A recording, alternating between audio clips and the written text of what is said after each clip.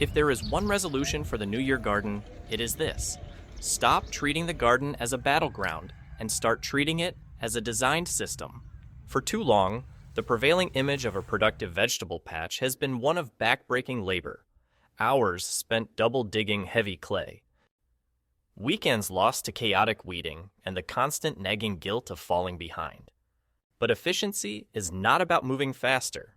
It is about removing the friction that slows you down.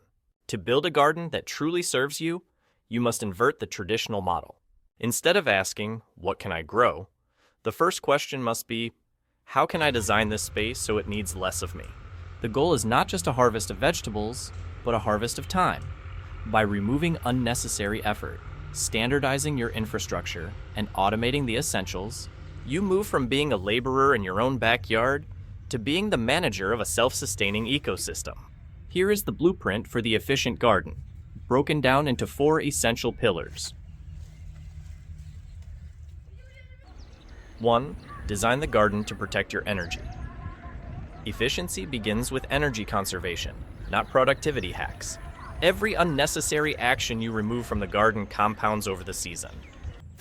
Digging is one of the biggest energy drains, and it offers very little in return.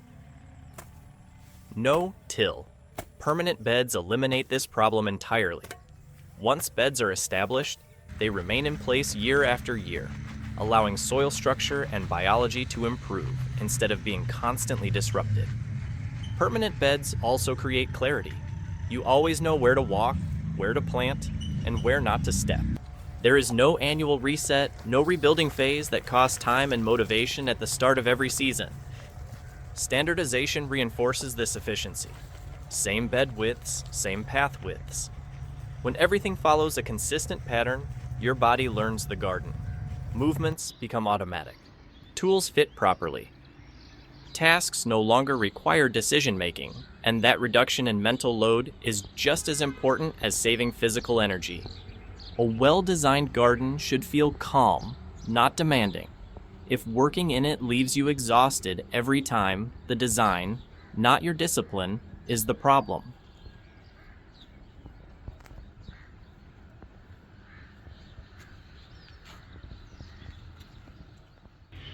Two, create order. Through spacing and tool matching disorder is expensive. Random spacing, scattered planting, and mismatched tools turn simple maintenance into endless correction. An efficient garden replaces hope-based planting with intention. Instead of broadcasting seeds and thinning later, transplanting at equal spacing creates uniform growth. Plants that grow evenly are easier to water, easier to feed, and easier to harvest. They compete less, mature more predictably, and reveal problems sooner. Uniform spacing is not about aesthetics, it is about control. Even growth also simplifies harvesting. You are not searching through tangled foliage or working around awkward gaps.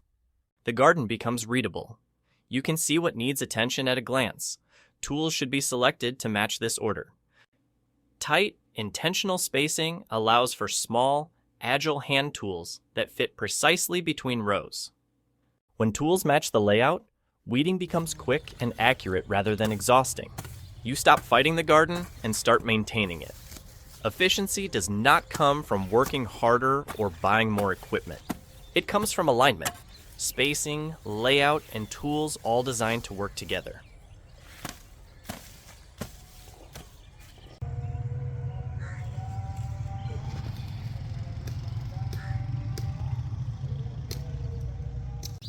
Three, manage weeds and soil as systems, not enemies. Inefficient gardeners fight weeds. Efficient gardeners manage conditions. There is no single technique that eliminates weeds permanently, and chasing one only leads to frustration. The solution is a system built from multiple reinforcing layers. Mulch reduces light and conserves moisture. Proper timing gives crops a head start. Consistent spacing shades soil faster. Dense, healthy plant canopies reduce opportunities for weed germination. None of these elements work perfectly on their own. Together, They dramatically lower weed pressure to a level that is manageable and predictable. The goal is not zero weeds, it is minimal intervention. Soil fertility should follow the same system's thinking. Compost should never be an occasional, exhausting project added on top of everything else. It must be built into the season as a continuous flow of materials. When composting is routine and expected, it stops feeling like work and starts functioning as infrastructure. Healthy soil grows resilient plants, and resilient plants require less correction.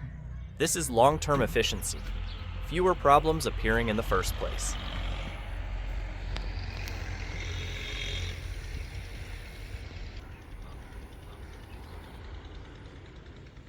Four, automate. What repeats in design for absence? Any task that happens the same way every time should not depend on your presence. If the garden collapses the moment you get busy, travel, or lose motivation, it is poorly designed. Watering is the clearest example. Predictable, automated watering systems remove stress for both plants and people. Moisture becomes consistent, growth stabilizes, and you are freed from daily responsibility. Automation is not indulgence, it is reliability. Beyond watering, the entire garden should be designed to function without constant supervision. When spacing is correct, weeds are managed, soil is alive, and water is consistent. The garden enters a stable rhythm. Your role becomes observational rather than reactive. An efficient garden does not make you more productive. It makes you free. You should not feel chained to it by obligation or guilt. The garden exists to support your life, not compete with it. When designed properly, it continues working even when you step away. That is the ultimate measure of efficiency. Not how much effort you put in, but how little is required to keep everything running.